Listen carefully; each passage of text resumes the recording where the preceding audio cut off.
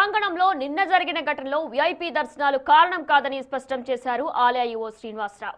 శ్రీశైల బ్రహ్మరాంబ మల్లికార్జున స్వామి వారి బ్రహ్మోత్సవాల నేపథ్యంలో ఆలయ ఈవో శ్రీనివాసరావు బిగ్ టీవీతో మాట్లాడారు. అకస్మాత్తుగా 25,000 మంది శివస్వాములు తరలిరావడం, కంపార్ట్మెంట్లలో సౌకర్యాలేమి వల్ల ఉద్రిక్తత తలెత్తిందన్నారు. దీని వెనుక కొందరి ప్రోద్బలం ఉన్నట్లు విచారణ జరుపుతున్నామని చెప్పారు. ప్రస్తుతం క్షేత్రంలో వాతావరణం ప్రశాంతంగా ఉందని, దర్శనాలు సజావుగా సాగుతున్నాయంటున్న ఆలయ ఈవో శ్రీనివాసరావుతో మా ప్రతినిధి Sriram face to face.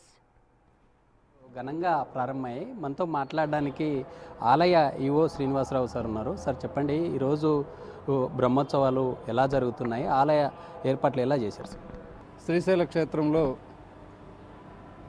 Mahashivratri బ్రహ్మోత్సవాలు 8వ తారీఖు నుంచి 18వ తారీఖు వరకు గత సంవత్సరపు సరాసగటు భక్తులు రాక వాళ్ళకి మనం ఏర్పాటు చేసినటువంటి ఏర్పాట్లు, వాటిని గ్రూప్ ఆఫ్ మినిస్టర్స్ మనకిచ్చినటువంటి సూచనలు, వీటన్నిటికీ అనుగుణంగా ఈ సంవత్సరం ఒక 30 నుండి 50% భక్తులు అధికంగా వస్తారనేటువంటి భావంతో మనం ఏర్పాట్లు చేయడం జరిగింది. మీరు గత సంవత్సరంలో ఉన్నటువంటి వీడియోలను చూసినట్లయితే ఈ సంవత్సరం మేము చేసినటువంటి ఏర్పాట్లు, అదేవిధంగా ఈవెన్ షామియానా లాంటి వాటిల్లో కూడా జర్మన్ హ్యాంగర్స్ని వేసి ఎక్కువసేపు ఏదన్నా అదనపు మరి హోల్డింగ్గా ఉండటానికి, భక్తులకు అసౌకర్యం కలగకుండా, ఖర్చుకు వెనకాడకుండా ఏర్పాట్లు చేశాం. అయితే నిన్న జరిగినటువంటి ఒక చిన్న సంఘటన మాకు ఇంకా చిన్నపాటి గుణపాఠం కూడా అనుకుంటాము మేము.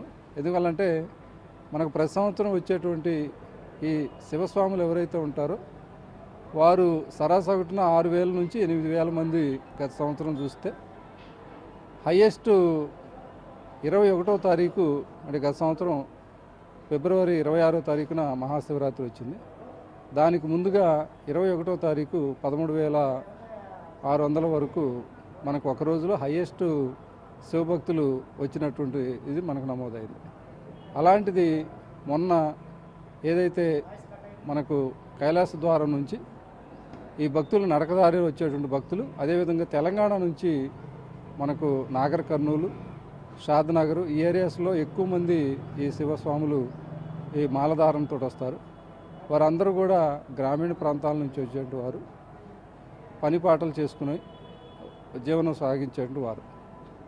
అదేవిధంగా మనం చంద్రావతి కళ్యాణ మండపంలో ఇతర భక్తులకి అసౌకర్యంగా వాళ్ళకి ఉండకూడదు, వీళ్ళ వల్ల ఇతరులకి అసౌకర్యంగా ఉండకూడదు అనే భావంతో అక్కడ మనం 3,000 మంది 4 కంపార్ట్మెంట్లో అక్కడ హోల్డ్ చేసుకొని వాళ్ళకి కావాల్సినటువంటి అన్నపానీయాలని మనం అక్కడే తయారు చేసి వారికి ఇవ్వటం అనేది మనం గత కొన్ని సంవత్సరాల నుంచి వస్తున్నటువంటి ఆనవాయితీ. శ్రీకృష్ణదేవరాయలు ప్రధాన గోపురం వద్ద నిన్న ఉద్రిక్త వాతావరణ పరిస్థితులు నెలకొనడంతో ఒక్కసారిగా ఉన్నత అధికారుల సమన్వయం తర్వాత ఇలాంటి ఇష్యూ రానున్న రోజుల్లో ఎక్కడ కూడా తలెత్తే ఛాన్స్ లేకుండా అధికారుల సమన్వయంతో ముందుకెళ్తున్నామంటూ కూడా ఈవో చెప్తున్నటువంటి పరిస్థితి.